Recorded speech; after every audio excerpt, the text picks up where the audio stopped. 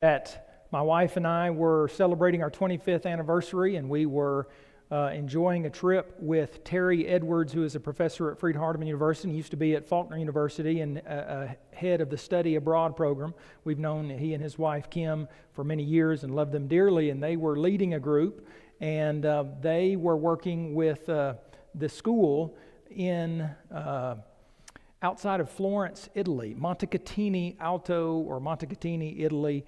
It was a neat little town, and then from there we went to the Bible lands. We went to Israel, we went to the Sea of Galilee, went to Bethlehem, went to Jerusalem. We were there in the hotel in Jerusalem, and we're eating one night, and Terry and I were eating together, and we saw this other gentleman there who looked, I don't know, he looked real friendly, and then we ran into this guy named Hal.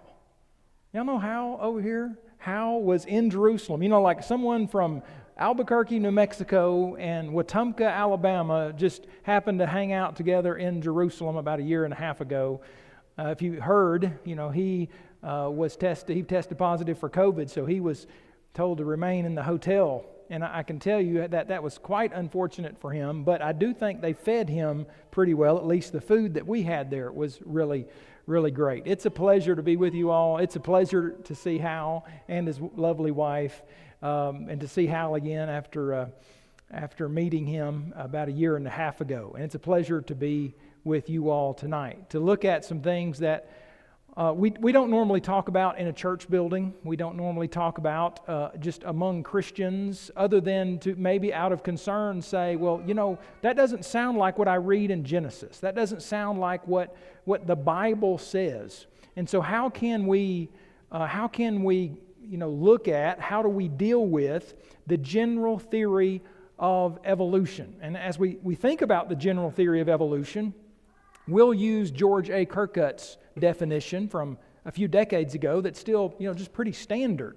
There is this theory that all the living forms in the world have arisen from a single source, which itself came from an inorganic form. This theory can be called the general theory of evolution, that life came from non-life, and then it allegedly evolved into all the different kinds of life that we see today. And allegedly, this kind of biological evolution is fact. Last night we dealt more with cosmic evolution and what observational, what real science, and what a number of atheistic evolutionists have pointed out are severe weaknesses in their theory as compared to what the Bible teaches and what common sense, to use Richard Dawkins' word, says. That there must be something that started it all, and you can't get a whole universe logically. It's counterintuitive to think you could get a whole universe from nothing. Tonight we're looking more at alleged biological evolution, and the proofs that are shown to young people, especially all over the world, in textbooks to try to lead them away from a creator and toward this idea of the general theory of evolution, minus the supernatural creation and creator, but just, hey, this is how things can happen by time and chance and random processes over millions of years. And I think you probably know, but if not, let me just remind us of how crucial this is, that there are young people who are growing up in homes or going to school and being taught things maybe different than in their homes, or maybe they're growing up in atheistic evolutionary homes, and they're being taught that there is no God and that you came about from a fish that flopped out of water, that became an amphibian, that became a reptile, that became a mammal, that evolved into you, and we're nothing but higher animals.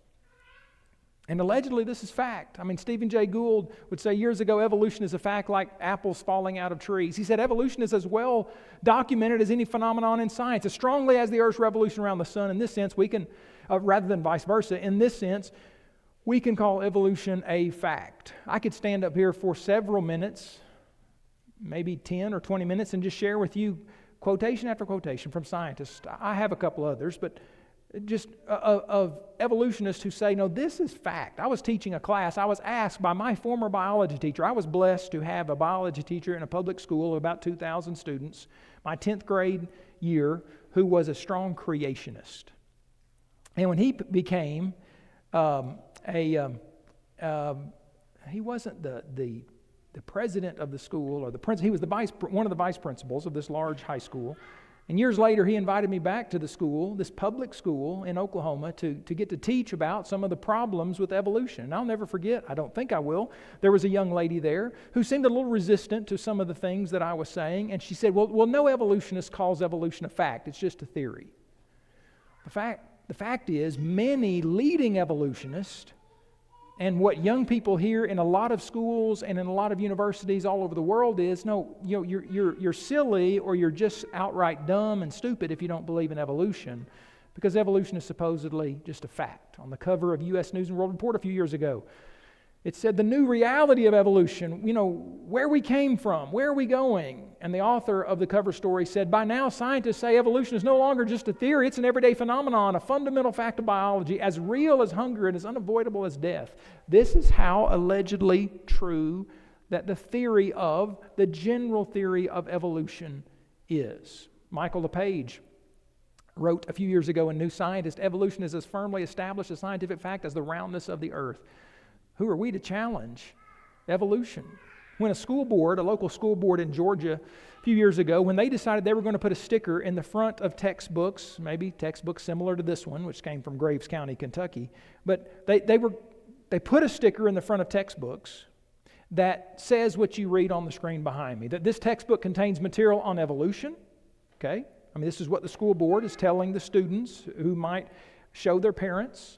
Evolution is a theory, not a fact, regarding the origin of living things. This material should be approached with an open mind, studied carefully, and critically considered. But what is what's the problem that some might have with this? Oh, that evolution is not a fact. Evolution is a theory, not a fact, regarding the origin of living things. You know that a federal judge there in the Atlanta area refused to dismiss a lawsuit brought against them by just a handful of parents and the beloved ACLU, the American Civil Liberties Union. Sounds a lot better than what it seems to play out in everyday life here in the U.S. And the judge said, while the disclaimer has no biblical reference, it encourages students to consider alternatives other than evolution. It could have the effect of advancing religion, he said. Well, apparently we don't really want that to happen in this country. The disclaimer says nothing about God. The sticker says nothing about God, nothing about the Bible, nothing about Jesus, nothing about Christianity. It just says evolution is a theory, not a fact, regarding the origin of living things.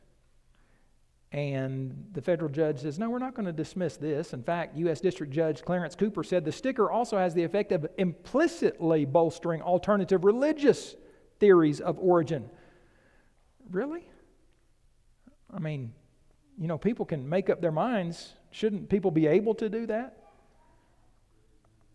By suggesting that evolution is a problematic theory. So I guess we can't challenge it, because if you do, then you're just a crazy religionist. A problematic theory even in the field of science. By denigrating evolution, the school board appears to be endorsing the well-known prevailing alternative theory, creationism or variations thereof, even though the sticker does not specifically reference any alternative theories. And it doesn't. It just says evolution is a theory, not a fact, regarding the origin of living things. The sticker is not even about it. I'm going to try to squeeze this around this weird ear that I have here that did not evolve from an ape-like creature, but it may have looked like it did, okay? Notice that the sticker says evolution is a theory, not a fact, regarding the origin of living things. It didn't say that change doesn't happen some over time. Change happens. The word evolution in its most basic form just means to change. There's nothing inherently wrong with the word evolution. Eric is evolving. That's a true statement. Not for the better, I don't think. My hair is going from, not that I mind it, but going from brownish whatever to gray. My waistline has been expanding for years. My feet don't work. My legs don't work quite the way they used to. I've been told in the last few years I have tarsal tunnel syndrome in both feet, which is like carpal tunnel in your hands but in your feet, and it's not fun. I've also been told I have post-COVID neuropathy, and that's not been fun. And, hey, whatever. I'm just looking forward to all that kind of stuff does and should do for all of us is, hey, I can't wait to go to heaven. I can't wait for that new body that God has promised to give us, because I tell you, this one's getting worn out. But, evolution in its most basic form just means to change. It's not a bad or a dirty word. And Christians, know that. We know that we can go get varieties of roses around Valentine's, which is coming up, right, here in about a month or so. You can go to a steakhouse and eat a Brangus steak that did not exist 150 years ago because there were no Brangus cows, but there are now.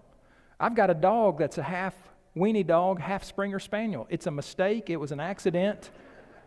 And the people who, gave it to us, you need a dog. You know how that is. You got 3 kids at home. You need a dog. Well, I don't know if we do or not. Well, it's a spring weenie. You need a dog. Half Springer Spaniel, half weenie dog. Now, I will say, it's the best dog we ever had. He's 14 years old, and he's a mess. But, there's varieties of dogs, right? There's Chihuahuas and there's Great Danes. Whoa, and they're both dogs. That's pretty amazing. But dogs don't ever become cats, and cats don't become rats, and rats don't become turtles, and turtles don't become rhinoceroses, and rhinoceroses don't become giraffes, and so forth. What we see in nature is change, but change does not cross various boundaries. You have horses, and you have donkeys, and you have mules, but do you get anything past a mule? There's an end to it, if you will. You're never going to get a dog that looks like a bumblebee. Maybe its color might look a little bit like that or something, but it's not going to evolve. Never has evolved wings and begun to fly. But this sticker just said evolution is a theory, not a fact, regarding the origin of living things. And there's a law of science called the law of biogenesis, which says, in nature, all life comes from previous life of its own kind. That's what we see. It's what we see over and over again. Dogs have puppies. Cats have kittens. And roaches, we don't really like it very much, but they have baby roaches. Okay? There's some living things on earth we just seem to like a little more than others, but some people like roaches better than I do. Okay? But the law of biogenesis is real. It's true. And so it's just amazing to me that there was so much hoopla about this particular sticker, especially since it's also said, hey, let's approach this with an open mind, carefully and critically. Isn't that how we should approach everything? When it comes to the Bible, shouldn't we look at it with an open mind? Absolutely.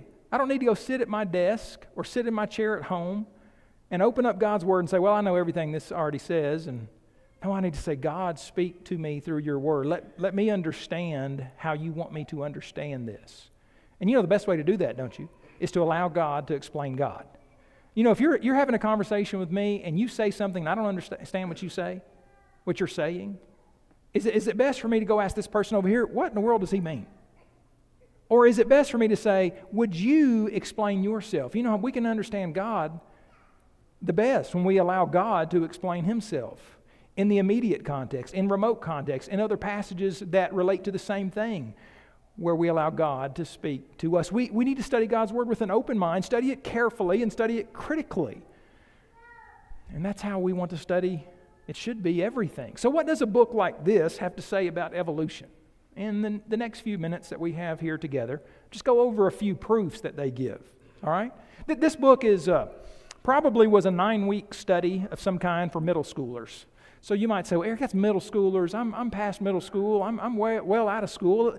Well, if you will, just humor me, and let's just look at what they've been teaching for years. And what I have noticed is the stuff is just parroted year after year after year. So what you see on the screen behind me is kind of similar to what you'll see on page 61 of this book. And listen, if this is a book on evolution, change over time, and it's really about the general theory of evolution, about, we came from toad frogs millions of years ago, is the idea. And we evolved from ape-like creatures, which they have a chapter on or section on. You would think in a 100-page book like this, they would pack, the best stuff they have to prove to middle schoolers the proofs of evolution. Here's the proof. So what you see on the screen there behind me are English peppered moths. And this is how they say it in the textbooks. In the 1850s, most of the peppered moths near Manchester, England, were gray in color. Only a few black moths existed. Because the gray moths were almost the same color as the tree trunks on which they lived, they were nearly invisible to the birds that hunted them for food, and so the lighter colored moths, they outnumbered the darker colored moths by a ratio of 95 to 5, they made up 95% of the English peppered moth population. As more factories were built in the area, soot from the chimneys blackened the tree trunks. The gray moths could now be seen against the tree trunks. The few surviving black moths, however, now blended in with the tree trunks, and they began to survive, outlive, and survive more than the lighter colored moths, and so they made up 95% of the English peppered moth population, and this is supposedly somehow proof of evolution by way of selective adaptation and natural selection. By the way, this is a picture of a 1978 textbook, a page out of it, with a very similar illustration. Dr. Kettlewell of Oxford, United Kingdom, introduced the peppered moth theory in 1955 as evidence for evolution by way of natural selection. Now, nothing wrong with the idea of natural selection as far as, if you go out and let's say you go on a safari in Africa, or you go hunting in the mountains somewhere and you see a lot of wildlife, and let's say that you see a mountain lion and he's chasing a few deer. And all of the deer have 4 legs except one that has 3 legs. Which one is that mountain lion going to probably take hold of first? In fact, he'll probably hone in on the weakest one. Don't you see where they hone in on the weak more than the strong? I mean, it's natural selection. It's selective adaptation. Since this time, this whole story has appeared in biology texts as evidence for evolution, but there's problems with the story. Number one, few moths. I mean, these moths, they don't live or rest on tree trunks normally. And yet, notice in the textbook, it's just tree trunks, tree trunks, tree trunks. They're on the tree trunks. They live on the tree trunks. Very few of these moths have been seen resting on tree trunks in the past 70 years. Kettlewell actually glued 2 dead moths on a tree trunk to take his now famous photographs. Since then, it has appeared in many biology texts as evidence for evolution. That's a problem. And secondly, Dr. Kettlewell's results have never been replicated, which is a huge problem. Because if you are a scientist contending that these are valid results, and here is a logical conclusion, but no other person who's ever done that same kind of experiment has shown it to be valid, your results would get kicked out. They wouldn't be continued to be perpetuated in textbooks. So why is this continued to be perpetuated? This little story kind of oddly just continuing to be in... Well, we've talked about this at our Apologetics Press summer camp outside of Jasper, Alabama, which we have every year, have for the last several years. We've had about 15 of those camps through the years. And we'll have kids come back to us. They'll email us a few weeks or a few months after camp. Hey, that stuff y'all taught us at camp, I was sitting in class today, and yes, they told us that this evolution stuff is supposedly true, and they use the English peppered moth to do it. And you know what we've also found? Is that a lot of times even the teachers don't know the real story. I mean, some of them are good-hearted teachers who may not know better. So why is this in the textbooks? There was a Canadian textbook writer who was asked this question a few years ago. Jonathan Wells mentions this in his book, The Icons of Evolution. And the particular textbook writer that he mentions in his book, his name is Bob Ritter, he says, you have to look at the audience. How convoluted do you want to make it for the first-time learner? This is his response to, why is the English pepper moth story still in the textbooks? Well, hey, you got to make this stuff easy to understand. This is kind of convoluted, so let's use the English pepper moth, I guess. He said the advantage of this example of natural selection is that it is extremely visual. Well, who gives a hoot if it's visual, if it's not really true the way they tell it? Furthermore, natural selection doesn't do anything for the general theory of evolution. We might hear that, natural selection can do this over millions of years. Natural selection in no way proves that fish became amphibians and amphibians became reptiles and reptiles became mammals and mammals became ultimately humans. Natural selection is something that we see and creationists and Christians acknowledge every day. And who cares if it's visual, if it's not true? He said we want to get across the idea of selective adaptation. Later on, high school students, can look at the work critically. So let's just deceive them now so they can learn the truth later. The problem is they oftentimes don't, because this kind of information is still in college textbooks, university texts.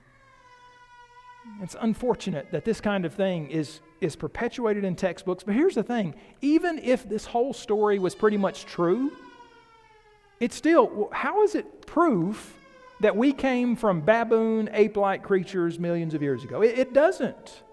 Can there be shifts in a population of an animal over time? Sure there can. And it doesn't prove the general theory of evolution. Here's a second alleged proof that you'll read in textbooks like this and have been in textbooks for decades now. It comes from Ernst Haeckel, who said that the turning point in his thinking was when he read Charles Darwin's Origin of Species back in 1860. Haeckel is most famous for his set of 24 drawings purportedly showing 8 different embryos in 3 different stages of development as published by him in Germany in 1874. So supposedly the idea is that the human embryo goes through a fish stage with gill slits, an anthropoid stage with a tail, a monkey-like tail, just like some of our other alleged animal ancestors did. This is how it would be portrayed in a science book. You can see the picture here in the top left-hand corner of page 54. Let me just read to you a little bit from the textbook. As you can see, as they're thinking about the textbook, the embryos of a fish, chicken, rabbit, and human appear almost identical in the early stages. What does this mean? What do the similarities in embryological development mean? This is what they say. Similarities in the embryos of different organisms indicate that these organisms share not a common creator, share a common ancestor. That is, these organisms all share common heritage. The similarities in the early stages of embryo development are further evidence that living things have evolved from earlier living things and that many living things share a common ancestor. I mean, that's the story that they tell. Is it true? You know, on the top row, you'll see the drawings of Ernst Haeckel. On the bottom row are the actual photographs of these animals and human embryo at the actual. These are actually how they look compared to the drawings that he made. I mean, look at the difference in the salamander. I didn't know salamanders ever looked like that in the embryo, but hey, I guess it's full of surprises. So first of all, this whole thing started off really as a hoax. And it's been known for 100 years or more that, hey, there was big-time problems with this. As Sir Arthur Keith noted in his book, The Human Body, from nearly 100 years ago, he said it was expected that the embryo would recapitulate or retrace the features of its ancestors from the lowest to highest forms in the animal kingdom. Now that the appearance of the embryo at all stages is known, the general feeling is one of disappointment. Disappointment? Why is that? The human embryo at no stage is anthropoid in appearance. There's no stage at which it looks like a monkey with a tail. But that's what they've said for a long time. Here's a statement from someone I think we've already quoted tonight, Dr. Stephen Jay Gould, one of the most famous evolutionists of the last part of last century and the early part of this century. He said in Natural History magazine a few years ago, he said, Ernst Haeckel remains most famous today as the chief architect and propagandist for a famous argument that science disproved long ago, but that popular culture has never fully abandoned. Famous architect and propagandist. He said, we should therefore not be surprised that Haeckel's drawings entered 19th century textbooks, but we do, I think, have the right to be both astonished and ashamed by the century of mindless recycling that has led to the persistence of these drawings in a large number, if not majority, of modern textbooks. Number one, the way they tell the story, it's just untrue. And it shouldn't be in textbooks that you pay for, by the way. I mean, your tax dollars are used to pay for this. But number two, let me just say this. What if this was true, the way they tell it, as far as what if there are similarities between various animal embryos and human embryos? You see, here's one of the huge issues with the theory of evolution, is that they just tell a story and they tell you this is proof for evolution. When it's not proof, it's just a story. It's a story. So, I could just as easily say that if there are similarities in embryonic development between various animals and humans, it's proof for a creator. I'm not saying that I use that as evidence of a creator. I'm just saying it doesn't disprove a creator, and it sure doesn't prove the theory of evolution. Let me show you what you can find on the previous page of this, embryo similarities. Just before that, they show a picture of a human arm and a bat wing and a whale flipper and a dog leg. And they say things like this. Look closely at the structure of the bones in the bat's wing, dog's foreleg, whale's fin, and human's arm. These similarities indicate that each organism has evolved from a common ancestor. It's these similar structures, what they call homologous. It's from this area of alleged evidence for evolution called homology. Oh, there's similarities. I mean, Eric, you and your dog have some similarities. That we do. We sure do. But that doesn't prove evolution. It's just that they say, so often with evolutionists and creationists, we look at the same stuff. We see a fossil, they see a fossil. We see a human arm and a dog leg, and so do they. And they say, that proves we evolved from a same creature millions of years ago. We say, no, that doesn't prove that at all. And you haven't proved that. And we say, if we can prove that there is a God, and if we can prove that the Bible is the Word of God, we can logically say it makes perfect sense that God would have created a number of living things, all sorts of living things on this planet with similarities. Well, why would He do that? Well, maybe because my dog and I drink the same water. Maybe because sometimes we eat the same food. Jana doesn't like it when I feed him, chicken, but Shadow sure likes it. We breathe the same air. He's an inside dog, and I'm an inside human. So we both breathe we call it bot air. You know what I'm talking about? When it's hot, you have an AC running. When it's cold, you have the heat pump or something running. We breathe the same air. So we have to have a respiratory system. We have to have he has a nervous system, I have a nervous system, and we're both kind of nervous Nellies sometimes. So we've got nervous systems, and we've got shot nerves sometimes, okay? And you know what? He has a tongue and I have a tongue. Now he uses his tongue a little differently than I do. If we're going to walk on the same land, swim in the same seas, are there going to be similarities? Sure. But that doesn't prove that we evolved. And when they don't give students the option. They just say, this is what this means. Well, wait a minute. I would love for our young people to always be respectful, but sincerely, whether it be before class, during class, or after class, say, well, could it be that there is a creator who created all of these different things, and that He used similar structures at time for logical reasons? And not only logical reasons, I would say for humanitarian reasons. I would say because it's very beneficial to humans whom God says were and are created in the image of God. Every human being, from Adam and Eve onward. Well, Eric, what do you mean? How could we benefit from similarities among animals? Have you ever met someone who has had heart surgery and they had a valve put in their heart that came from a pig? I was down in Texas a few months or maybe a year or two ago now, and I met a gentleman. I'd never heard this before. He said that he had a relative who had a bladder problem, maybe it was bladder cancer, and eventually got a pig bladder. Now, you couldn't get a pig bladder if a pig didn't have anything similar to humans. You couldn't get a pig valve. You know, aren't you thankful that before, I don't know, we're not going to ask for a show of hands, but my guess is that there are a number of people in this assembly tonight who are on medication.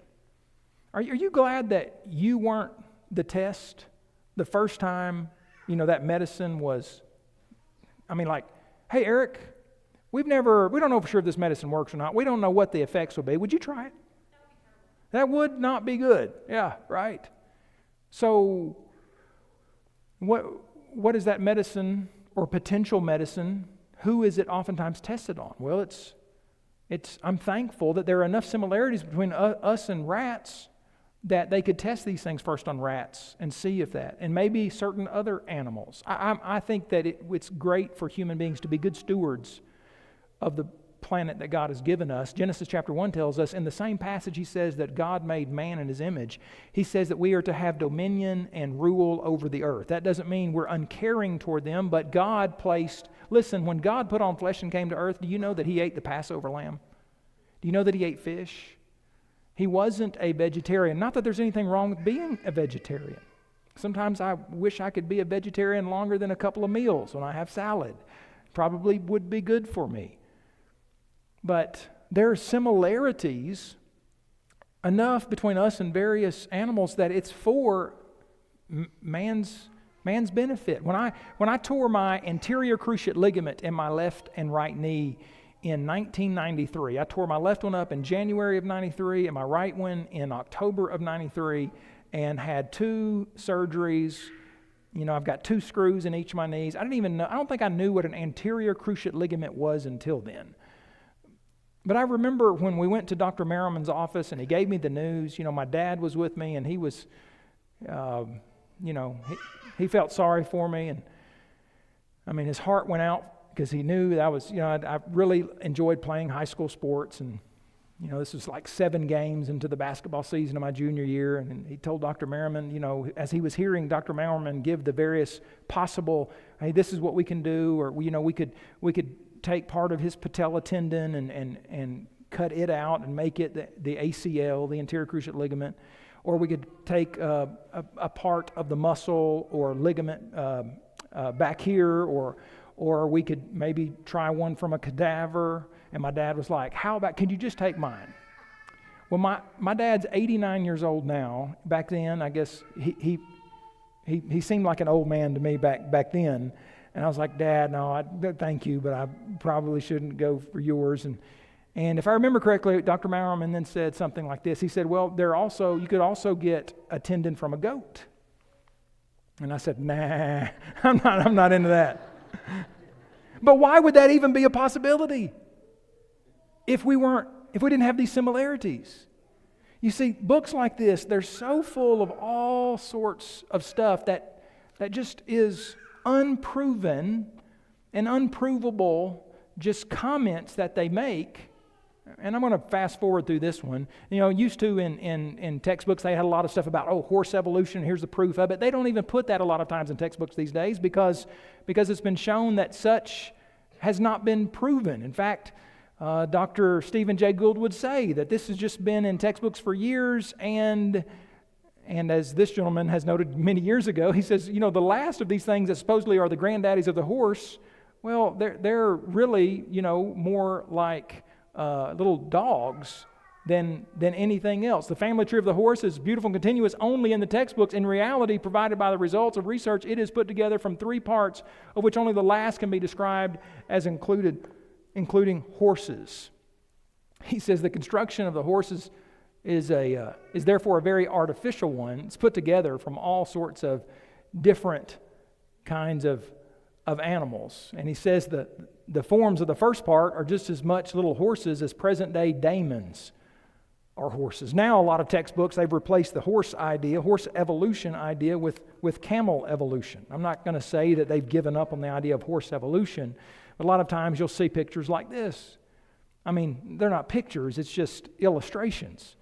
And a kid, a picture is worth 1,000 words. And so a kid sees this, no doubt he's like, well, I guess camels evolved from that thing down there that looks like a dog. And all you read about this in the textbook, all you'll find on this page is the diagram shows the fossil record of the past 65 million years in the evolution of the camel.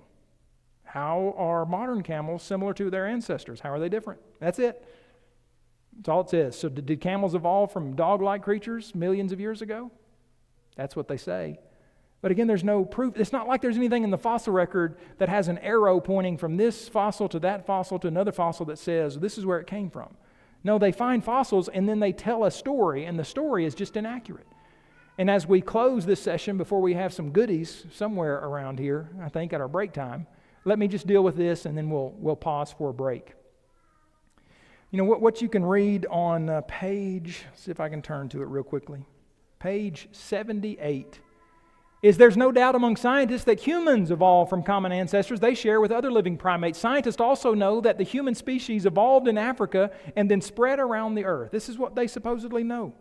There's no doubt among, again, young people read this. People hear this on television, on the news. It's like, hey, there's no doubt among scientists. This is so demeaning and insulting to so many scientists around the world who are legitimate scientists who are not atheistic evolutionists or theistic evolutionists. And there are plenty of them. But there's no doubt among scientists that humans evolved from ape-like creatures? Oh yeah, there's all sorts of doubt from all sorts of people. But a lot of times those people aren't considered, real scientists. This is just the story that they tell. I remember as a kid seeing things like this. I'm not saying I saw this exact cover when I was a kid, but I remember thinking, well, they put these ape-like creatures on the cover. That doesn't jive with what the Bible says. I remember feeling kind of scared about that. Like, wait a minute. Did we evolve from apes or did we come from Adam and Eve? And so let me just quickly go through Time magazine where they say how apes became human, and they say, hey, Ardipithecus rhamidus cadabra. I don't know why they just couldn't have called him Eric or Bob or Toby or something, but it's Ardipithecus rhamidus cadabra. And they say this is one of our ancestors from millions of years ago. Well, how do you know it's one of our ancestors? Well, this is what you'll read if you really get into it. And all the team eventually found 11 specimens, fossil specimens. That's it. From at least 5 different individuals in a cluster of sites. And from 11 fossil specimens, they have an illustrator illustrate an entire, I don't know what you call this creature. What is that creature that hides in the woods and supposedly is Sasquatch, Bigfoot, a little bit like him. And notice the whole cover. Here it is, Ardipithecus rhamidus cadabra. You know how many bones, how many fossils they found of the entire head of this supposed creature? One. A piece of the right mandible. And there's a lot of imagination going on right there. It's not a picture, it's an artist's idea of what maybe could have. No, not really. Well, how do they know this creature walked upright? Well, they found one toe bone that proved it. You know how many bones there are in your 2 feet? I am not a podiatrist, but I believe there are 52, 26 in each foot. Unless you got a mutated foot and you might have an extra toe or something. That might be neat. I don't know. This creature allegedly walked upright. Not only is the toe bone separated in time by several 100,000 years, but it was also found some 10 miles away from the rest. Man, poor guy. I didn't make this up. This was actually in the story. And so when they were teaching kids about this, that was in Time magazine, when they were teaching kids about this several years ago, my friend was substitute teaching. He said, Eric, you got to have this. This is the Current Science magazine where they're talking about, could apes rule? And they have a story about earliest human ancestor found, about Ardipithecus rhamidus cadaba. And this is what they told kids. Just listen carefully as we close here. Working from the bones and teeth of cadaba, the illustrators sketched a portrait of a creature that stood about 1.2 meters or 4 feet tall, the height of a modern chimpanzee. Cadaba's brain was the size of a chimp's too, and its body was similarly proportioned. Wait a minute now. You say he stands about as tall as a chimp, and its brain was the size of a chimp, and its body was proportioned like a chimp, but it was on its way to becoming a human. Well, how do you think that? Why do you think that? Well, unlike chimps, however, cadaba was probably bipedal. It walked upright much of the time. Well, how in the world do you know that? Because they found one toe bone 10 miles away from everything else, which they, according to their faulty dating methods and assumption-based dating methods, said was several 100,000 years separated in time. And that is supposedly proof enough for kids in Time magazine to tell people that we evolved from ape-like creatures over millions of years. I would say that at best, what evolutionists say is proof of evolution doesn't prove evolution. And at worst, it is a lie, it is a hoax, and it is something that we should as Christians stand up courageously and say, you did not. Your life is worth so much more because God created you in His image. And don't disrespect the creator, the designer, the architect, the engineer behind it all by saying, oh yeah, we're here by time, chance, and random processes over many millions of years. That's disrespectful to the great creator.